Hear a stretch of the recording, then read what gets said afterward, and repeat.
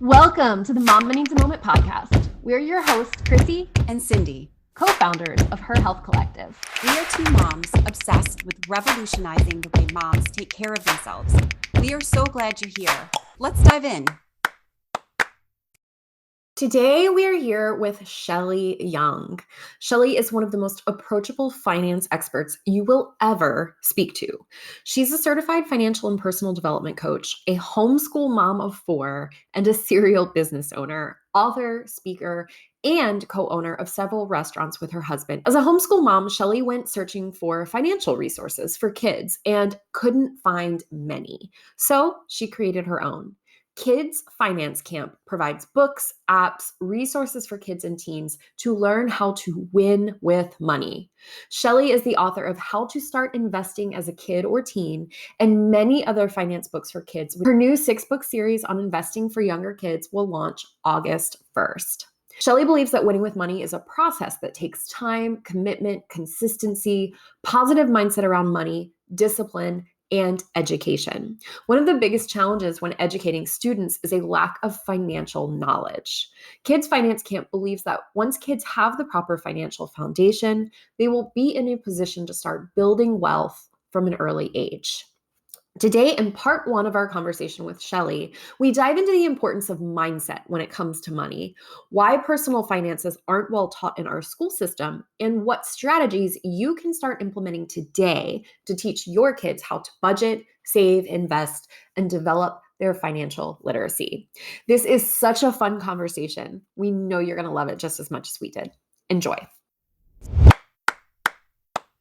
We're here with Shelly Young, and it's such a pleasure to have you here and to spend this time with you so that we can chat and get to know you better. You have a wonderful program that we're really excited to let all of our listeners know about. I'm thrilled because I think my kids will definitely benefit from it. I want to know more about you. So, oh my goodness. Yeah, in 2 minutes, can you tell us who you are, what you do? Just take 2 minutes to fill us in on being a mom, anything you want to tell us about that. Yes. Thank you so much for having me. I'm so excited to be here. So thank you. I'm Shelly. Most people call me Shelly, but my name is Michelle. Only my friends call me Shelly. So can we call you Shelly? You totally can call me Shelly. Absolutely. Sometimes on my books, it says Michelle. So people are like, who's that? I'm like, it's me. But yes, you guys call me Shelly, and I'm a mom of 4, homeschool mom of 4. I've been homeschooling for over, 10 years, 11. I think it'll be 12 years this year. 12 years of homeschooling, and oh my goodness, business owner, entrepreneur, author, speaker, and the CEO of Kids Finance Camp. So man, I guess my heart is for people and to see people win with money, but also win in life. And so I'm a personal development coach, finance coach, all of the above. I coach women mostly. I haven't coached any kids yet, but it's been such a fun journey to just be able to see people win with money and in life. Oh, I bet. Because money is one of those things where you really have to work on having a good relationship with it. And yes, there's an energy that you have to just bring more in, you just bring it to me, and you have to be like, I love money. Yes, you do. Yes, you do. Yeah. I do want to ask you though. So you said that you have been homeschooling for 12 years. So does that mean that you have a senior? That you have someone about to go? So we started homeschooling Michaela. So it'll be 12 years this fall. We started homeschooling Michaela when she was 4. And so in the state of South Carolina, you don't recognize it, but we counted it. And so she can graduate a year from now. Isn't that crazy? But 16. Oh, because we started early, she can graduate this year. We will not let her, but she can graduate this year. She could be the next Doogie Howser. I know. No, if she knew what she wanted, then I probably could let her go, right? Because she has no clue what she wants to do. So I'm like, you can stay at home as long as you need.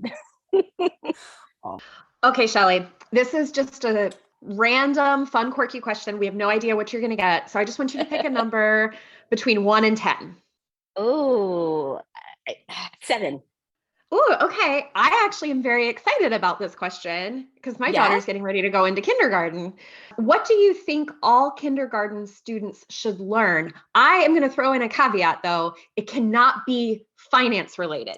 Ooh, that's a good one. That's a good one. I'm a huge proponent of affirmations and self confidence and belief in oneself. I think that our kids now are not getting enough of that self confidence, just learning how to speak positively over themselves. I am beautiful. I am strong. I am capable. If we can implement that from an early age, oh my goodness, it will carry them throughout life, believing in themselves and believing in their power and believing in their giftedness. And so for me, I would absolutely want to empower all kindergartners to learn how to self motivate, believe in themselves, speak affirmations and blessings over themselves and others. Oh, I love Woo! that. I really love that. I feel like that's already the age where you start seeing self-doubt and questioning, I can't do it. Yes, I love that. And if every one of us had had that in starting in kindergarten, think about where we would be now. Absolutely. My 10-year-old is a boy. So I have 15, 11, 10, and 8. So we had three and under, but my boys are 16 months apart. And my 10-year-old, oh my goodness, homeschooling him, I promise you, I feel like if I sent him to school, I would get a phone call from the teachers every single day Oh, no. because he's just, listen, he is just that rambunctious, but I remember one day him getting so frustrated and he was like, I am not smart. I can't do this. And I was like, whoa, like, and it crushed me. It absolutely crushed me that Yes. that self-doubt just because he couldn't complete a problem or just because he couldn't write a paper. If we focus on empowering our kids to just believe in themselves and believe that, struggles are for a purpose. Struggles are for a purpose. And just because you fail doesn't mean that you're a failure. Really encouraging them through those moments of failure to believe in themselves and you can get through this. That growth mindset. Yes, Yeah. absolutely. That's Yeah. important Very to us. important. Yeah, it's very important. Oh, I agree so much. I was online and I was exploring the National Financial Educators Council website. Yeah. They're a Yeah. leading provider of independent financial wellness resources, offering different tools and training to help people work toward greater financial security. Yeah. To be honest, I only found this group because I searched the phrase lack of financial literacy in training in schools. So they popped up and I was like, oh, well, here we go. Let's just click on this. And upon seeing the results, it was really wonderful to learn that there are groups out there who are offering these resources. It's Yeah. even more wonderful to find you and Thank you. know that your program is out there and that it's providing financial education to children. So Yeah. wonderful. Thank you. But Thank you. what is discouraging is that we even need to have these programs or these services. I'd love to discuss the question, how do we get schools to teach personal finance? So in your opinion, would teaching personal finance classes in school be effective towards them learning things like retirement savings, reducing stress that's caused by financial problems, and increasing the overall net worth of the learners when they go out into the working world? So I'd love to hear your take on that and bringing personal finance into the schools. Absolutely. Two great questions. How do we get personal finance? That was your first question, right? Yes. Into the schools. We should start on the local level. We need to make sure that we are electing officials who prioritize personal finance. It's so important. So superintendents and school officials, we need to focus on the local levels first, then the state level. Once we, contact the superintendents, so the school officials, and make it a priority, just like with school lunch, healthy lunches. You remember when that was a big thing that we couldn't find healthy lunches in the school system? Once they started really focusing on that and bringing more awareness to this issue, it became a global thing. So we have to focus on it on the local level, then the state level, and then we can make it more national. I wonder why they haven't noticed the need for it already. Because I mean, growing up, I would have loved to have the personal finance classes. Oh my word. I mean, I think that they push education, they push college, they push getting a job and getting married. But when it comes to personal finance, I feel like that's like an oversight. It's such an oversight. And we really, really need to just buckle down and just make our school officials aware, our superintendents aware, the people that we are electing, making sure that they are prioritizing our children's future, their financial future. I will just throw in that they do have this class offered in high school, or at least they did in North Carolina back when I was teaching. However, it's not mandatory. It's for certain groups of kids. They started to work it into the civics and economics class that kids had to take, but it's such a minor piece because it's not what is really measured on the standardized tests. So it always kind of comes back to the standardized tests, what's being measured, what are teachers being measured on, and that's an unfortunate piece. So it is there, but it's just not getting that priority. And I think that they should measure that with high schoolers, middle schoolers. That should be a part of, you should be able to pass this class in order to go to college or start the real world. That should be tested to make sure our kids are ready. It also ties into this mindset piece that we were just talking about. If we learned more when we were younger on having our mindset be more positive and talking positively to ourselves, and then also tying that into our financial piece, can you just imagine how different everyone would look at money? Yes, absolutely. Money mindset, having those conversations. Oh my goodness, I know you guys know a little bit about my story, but money conversations didn't happen. I had no idea. I come from a single mom, and she was fantastic. She worked 2 and 3 jobs to provide for my sister and my brother and I. I'm the youngest of 3. And it just didn't come up. A lot of lack came up, we don't have enough for this or things like that. But I knew nothing about finances going into college. And so when I went off to college, it was like a whole new world. And I got a refund check and I'm like, oh, I get money, I have money, but it's not really money. It's a loan from, it's a loan, a college loan, a student loan. And I just really wish that we really had those money conversations from an early age. Yeah. And it would definitely change things going forward. It sounds like if you're pushing for them to be in schools and get more learning at a younger age, it would help everything progress. It would help retirement savings and stress, and kids would probably earn more upon graduation. It's so funny that you say that. There's about 73 million baby boomers. And 1 in 4, I was looking at statistics, 1 in 4 baby boomer does not have retirement savings. That's 1 in 4 out of 73 million. If we empower our kids with money, oh my goodness, just think how their future would look, just having retirement savings and just comes to money. They won't have to stress about whether or not they have money to retire. So they're working later and later and later in life. No, they'll be able to, okay, if I want to retire at 50, I can retire at 50 and have that available for me. That's such a scary statistic. The children of baby boomers. Oh my word. I feel like that's going to be, yeah, that's a little worrisome. It's been almost 12 years now that you've been homeschooling. Yeah. And there wasn't a ton of resources for homeschooled kids around money. So you went and you created your own, which I love. Hats off to you. That's amazing. I love that.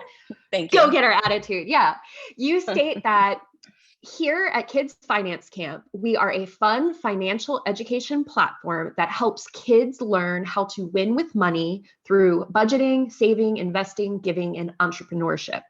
We want all children to learn early how to build a strong financial legacy. We focus on ages 1-year-olds to young college-aged students. Our mission is to help at least 100,000 students gain financial literacy, especially marginalized groups, by 2032. Our passion lies in empowering the kids in the community with the tools, resources, and education needed to build a strong financial future. Wow. Those are big, lofty goals, and I'm here for it. I cannot wait to watch this happen with you, Shelly. Thank you. They're such important goals, and unfortunately, as we just talked about, it's a subject that we just aren't doing a very good job of when it comes to teaching our youth. However, when I read the 1-year-old piece, I was like, what? No, how is she doing this? So, Were you like, she's crazy, she can't do that? no whatsoever. I was just like, I have to talk to her, and I have to know.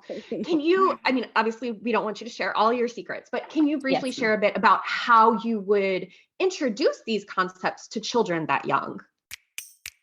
To our Patreon supporters, thank you. We appreciate you so much. Our goal has always been for moms to know they're not alone in the tough and challenging phases of motherhood. We know Mama Needs a Moment provides this to our listeners. We are thrilled with the growth of the podcast over the past 2 years. Last year, Spotify shared that Mama Needs a Moment was in the top 30% most followed podcasts, was heard in 9 countries, and had more content than 97% of other creators in the family category. We have recently launched a Patreon account for Mama Needs a Moment. This is a great way for you to provide additional support to Her Health Collective. We've set up 3 options for Patreon supporters, each with its very own perks, such as special events, discounts, and bonus content from each and every podcast guest that is available only to our Patreon supporters. Will you become a Patreon supporter? It would mean the world to us. Absolutely. So I'm going to give you a story. I have a 2-year-old niece. She just turned 2 in May, and oh my goodness, I love her. We were visiting my dad in Las Vegas last year, and my dad didn't have any toys around. He's like a bachelor, and so he didn't have any toys for her. But she saw my books. She saw my kids' finance books. And so she grabbed one, she sat on my lap and, basically like, read to me. At 1 year old, you can totally read books about money. Kids are such sponges. And so I read to her this book, and, those money concepts stick with them as they're learning how to speak and they're learning how to walk and talk. It's so important that you're reading books to kids, but even at 1, you can really introduce those money concepts to them. And also, at 1, I totally would introduce chores. I introduce chores to my kids super, super young.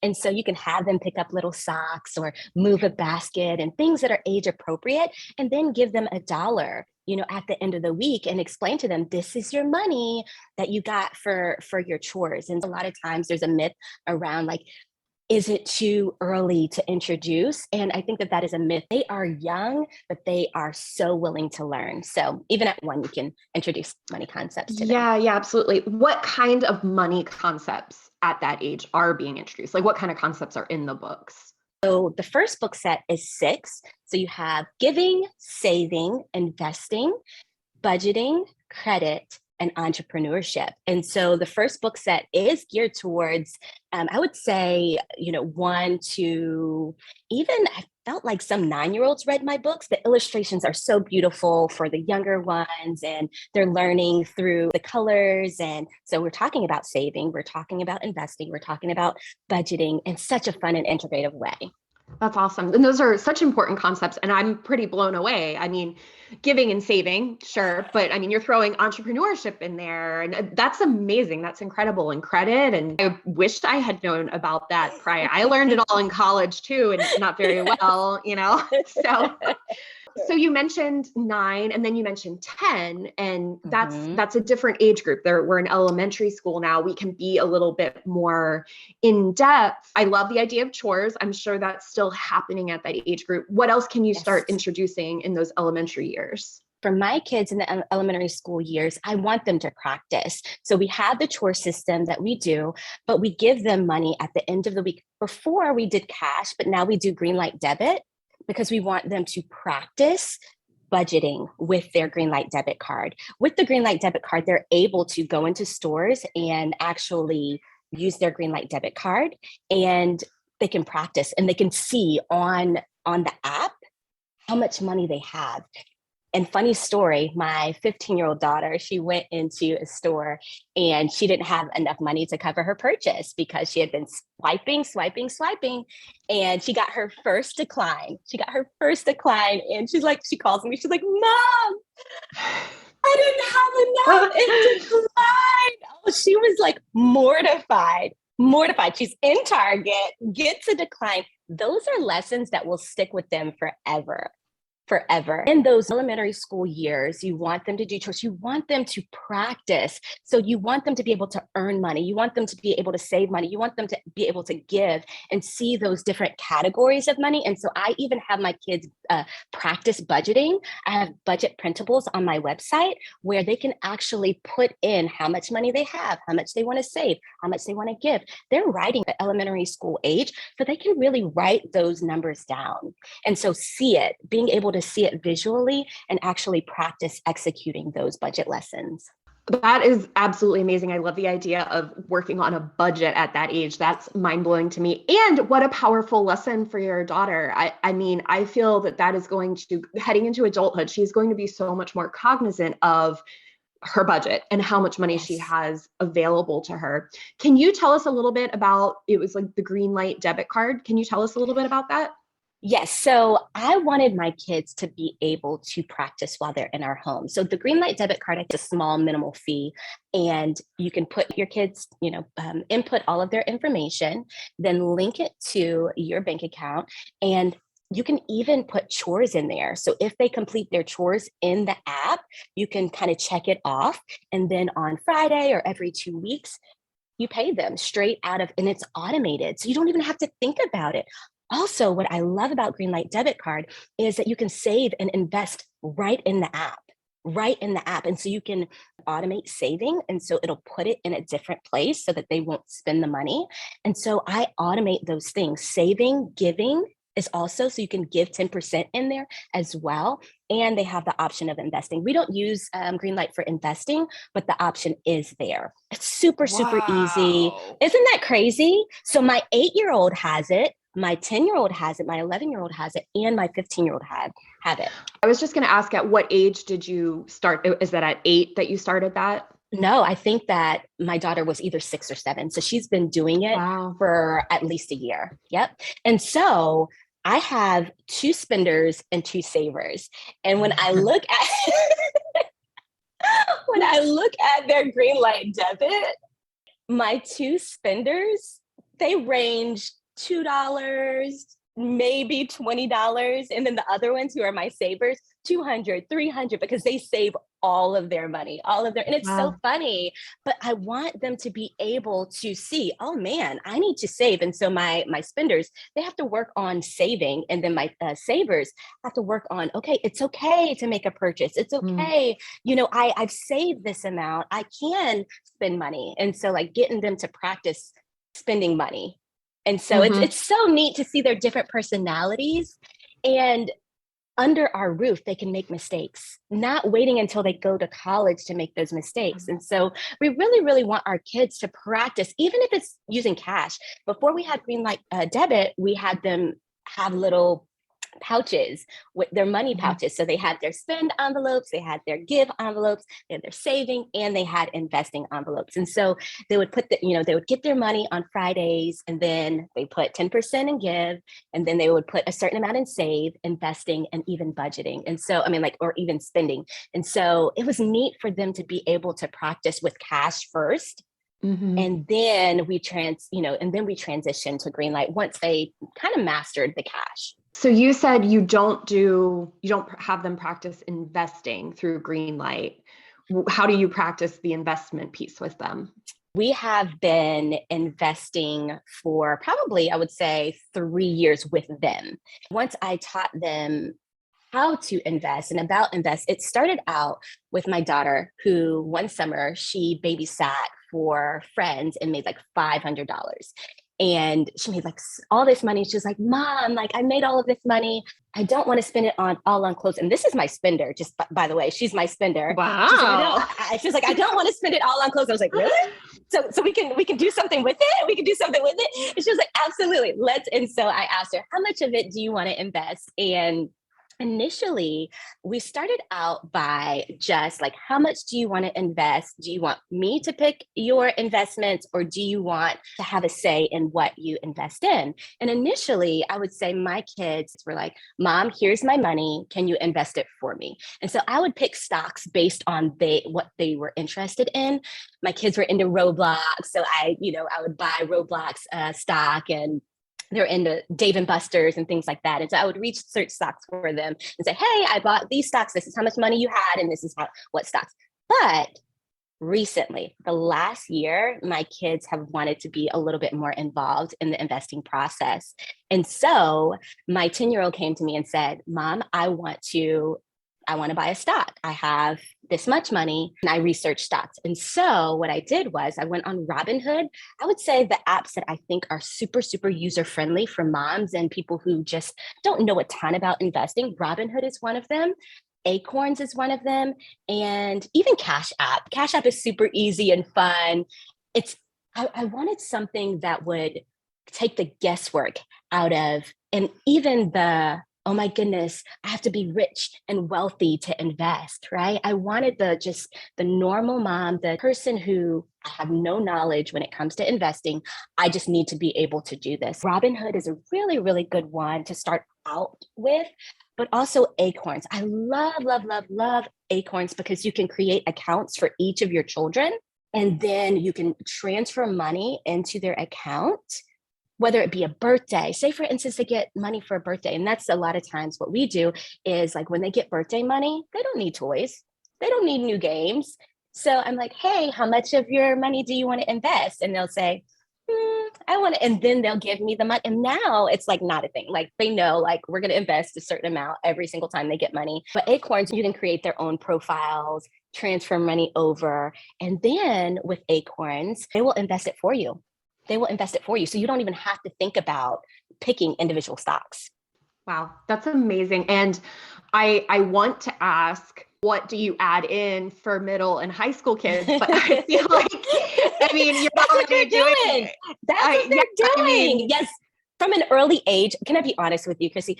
From an early age, I want kids investing. From an early age, I want kids investing because then they have time, that compound interest. That money has time to grow. I was looking at numbers with my husband the other day, and our 8-year-old started super early with her. If we just invest, and we didn't start out investing all of this, just FYI, if we just invest $100 a month for our 8-year-old from now until the time she's 38, do you know that she'll have over $100,000 saved by the time she's 38 with just a 6% return on investment? $100 a month, just $100 a month. And we started probably 10, 20. You know, those coffees that we buy in the morning, or those lunch runs that we can take that money and invest in our kids, or and even invest in ourselves in little small changes. I didn't have the money to start investing. Can I be honest? I wasn't the mom who had a lot of margin in our budget to start investing. You know what I did? I sold stuff. I sold stuff around the house. I consigned. I, side hustled. I did whatever it took to create that margin, because my husband was like, oh, we don't really have a whole lot. We don't have a lot to, and I had to buckle down and say, okay, well, how can I get creative in creating that margin in our budget so that we can invest in our kids' future? It's funny, as you were talking earlier about your kids, and you said you had 2 spenders and 2 savers, and you were describing their personalities. I felt in a way you were describing me and my husband. Yes, he being the saver, me being the spender. Like I pull him out and I'm like, we should spend some money. We have to enjoy life. And he's like, we need to save, So I felt like you were describing us. Yes. But as you were talking about all of this, I found myself thinking about teaching these concepts to my daughter. And I just want to say thank you, because I think you're probably going to have a new biggest fan in my husband, because I'm going to go to him and be like, we just did this podcast interview and I think we should start saving, you should consider investing. And he's going to be like, have her back on the podcast again. So thank you very much. I feel very inspired. I am excited to check out your books and read them with my daughter. And I'm excited to, absolutely. Thank you. And I'm excited to dive into these concepts and green light and chore. I'm definitely excited about chores. So you've given us so many exciting things. Thank you very much. Thank you for that, Chrissy. Ironically, we just started giving more intense chores to my kids are 10 and a half and 13. So giving them more intense chores around the house. And we're like, and you'll be able to earn some money. And so this started like last week, right? And so yesterday I was like, girls, if you don't do your jobs, you don't get the money. And my oldest was like, well, you didn't pay us for last week yet. And I was like, well, they're always watching. They're always there. You know?